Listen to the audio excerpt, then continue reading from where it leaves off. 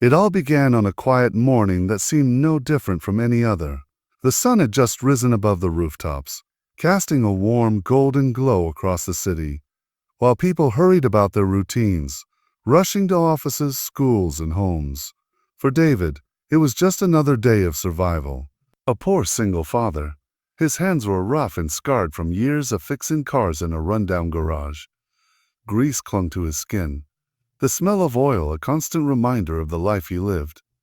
Once he had dreamed of being an engineer, of building something lasting, but those dreams had crumbled the day his wife passed away, leaving him with a 5-year-old daughter and nothing but unpaid bills.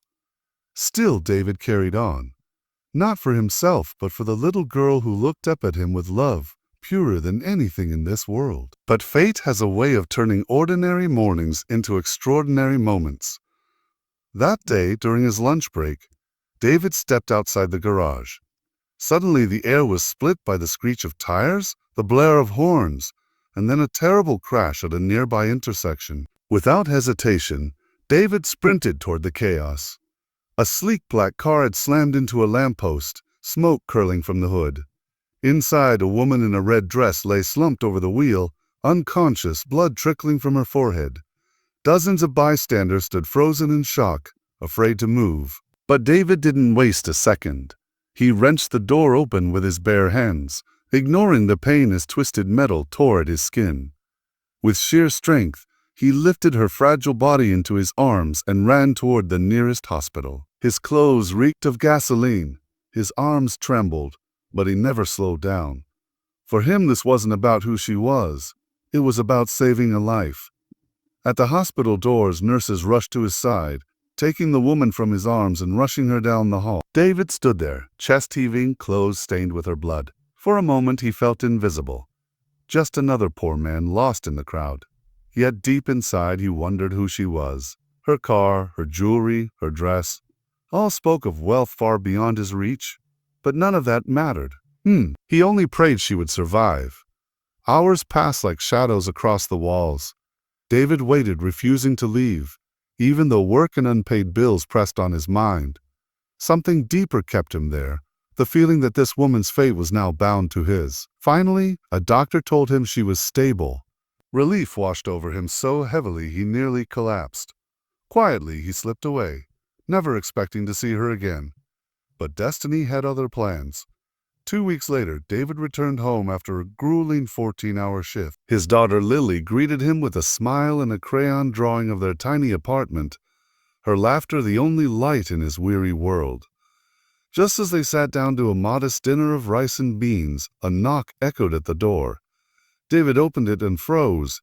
Standing there was the very woman he had saved. Dressed simply this time, her eyes glistened with gratitude. Behind her stood a driver holding a bouquet of flowers and a large envelope. Her name was Isabella. She wasn't just wealthy.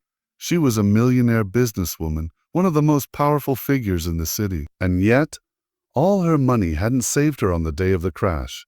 It was David, a poor single father, who had carried her from the wreckage. She told him she had spent days trying to find him. As her gaze fell on his humble home and the little girl shyly clinging to his leg, something stirred in her heart. David was embarrassed by the peeling wallpaper, the broken furniture, the empty fridge. But Isabella didn't look at him with pity. She looked at him with respect. She handed him the envelope, saying it was only a token of her gratitude. Inside was a check, an amount so large his hands trembled and his eyes filled with tears. With it he could pay his debts, fix their home, and give Lily the life she deserved. But more than the money, it was her words that stayed with him. She told him that sometimes the poorest hearts carry the greatest riches, and that he had reminded her of true humanity. From that day on, Isabella visited often. She bonded with Lily, helping with her schoolwork, bringing small gifts and filling the apartment with laughter. Slowly, David realized this was more than gratitude. Something deeper was growing. Isabella, who had lived in mansions and traveled the world, confessed that she had never felt true family warmth until she met them. Two broken lives, one shattered by loss, the other by loneliness, began to heal together. The story soon spread across the city. Newspapers wrote about the poor single father who saved a millionaire. People were inspired, reminded that compassion knows no wealth. For David, life would never be the same. Through Isabella's connections, he found better work. Lily received the education she deserved. And most importantly, their home was filled with dignity, hope, and love. David had never sought reward, but life in its quiet way had given him back more than he could ever have dreamed.